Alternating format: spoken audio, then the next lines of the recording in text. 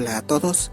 Este lunes 28 de octubre a la 1 de la tarde se va a llevar a cabo el partido entre Alianza Atlético y los Chancas, correspondiente a la penúltima fecha del torneo clausura de la Liga 1 de Apuesto 2024.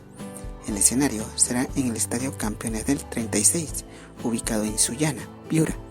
Esperemos de que haga un excelente partido y que gane el mejor. Mucha suerte para ambos equipos. Muchas gracias.